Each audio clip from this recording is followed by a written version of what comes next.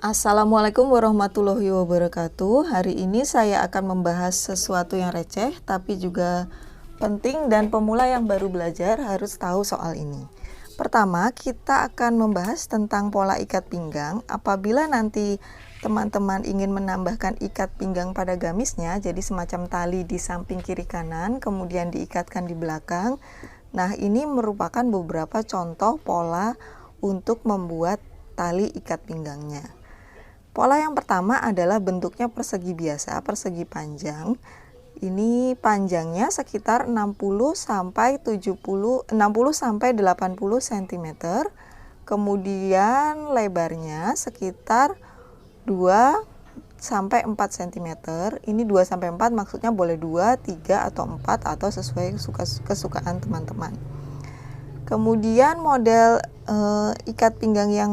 tali ikat pinggang yang bisa juga kita gunakan itu model serong dengan lancip bagian ujungnya. Ini panjangnya sama 60 sampai 80 cm juga.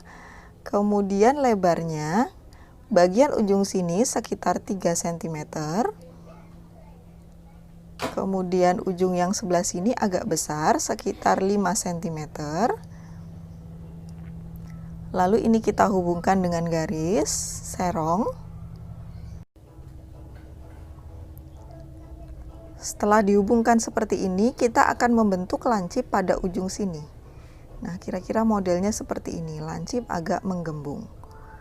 Nanti yang dijahit di pinggang adalah yang ujung yang kecil ini nanti yang di pinggang. Sedangkan yang di bawah, yang lancip ini jadi seperti ikat pinggang di model dress princess. Nah, ini setelah diwarnai, ini boleh lipatan, boleh juga potongan. Yang ini juga boleh lipatan, boleh potongan, tergantung ketersediaan kain yang nanti kita punya. Jadi boleh dua cara pemotongannya. Kemudian hal receh lainnya yang juga pemula harus tahu yaitu cara pemotongan pola saku untuk kantong dalamnya.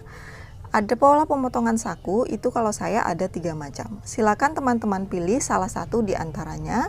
Mau pakai yang mana juga tergantung kesukaan dan ketersediaan kain yang kita punya.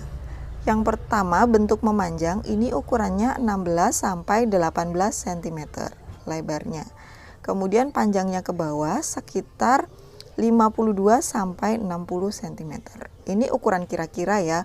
Nanti bisa ditambah atau dikurangi sedikit tergantung dari bagaimana teman-teman sukanya.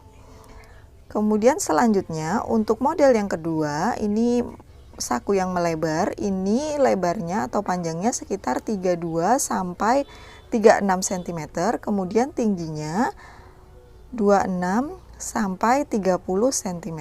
Nah, ini kira-kiranya sebegitu, nanti bisa ditambah atau dikurang sesuai dengan keinginan teman-teman. Kemudian yang panjang itu lipatannya di sini, jadi nanti dilipat ke atas seperti ini.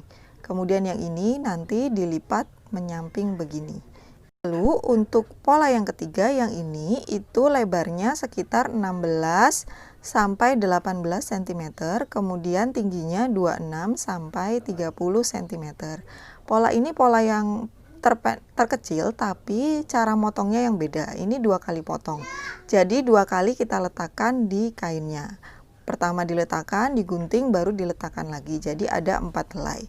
Nah, silakan dipilih kira-kira pola saku yang bagaimana yang teman-teman inginkan. Nah, sekarang kita akan mulai memasuki topik mengenai bagaimana menentukan kebutuhan untuk penyelesaian leher. Nah, ini merupakan model gamis yang akan kita jahit nanti. Model lehernya bulat dengan penyelesaian bisban, ada sedikit rempel pada bagian kerung lehernya. Nah, bagaimana sih cara menentukan kebutuhan untuk bisban dan rempel ini? Caranya pertama, silakan teman-teman ukur dulu lingkar kerung leher pada baju atau pada pola yang sudah dirubah atau sudah dilebarkan. Ini saya tandai dengan garis hijau ini ya. Silakan teman-teman ukur panjang kerung leher pola depannya berapa, belakang berapa, dijumlahkan keduanya, baru dikali 2. Karena kan pola ini baru setengah dari badan kita ya. Nah, setelah dikali 2, maka hasilnya itu merupakan lingkar kerung leher kita atau lingkar kerung leher pada baju kita. Jadi kebutuhan untuk bisban yang kita akan gunakan panjangnya yaitu sepanjang lingkar kerung leher baju kita ditambah 2 cm untuk kampuhnya. Nah, ini minimal pengguntingan panjangnya ya. Itu biasanya untuk bisban agak dilebihkan sedikit kalau nanti misalnya ada kesalahan. Sedangkan untuk lebar kain bisbannya sekitar 2,5 sampai 3 cm.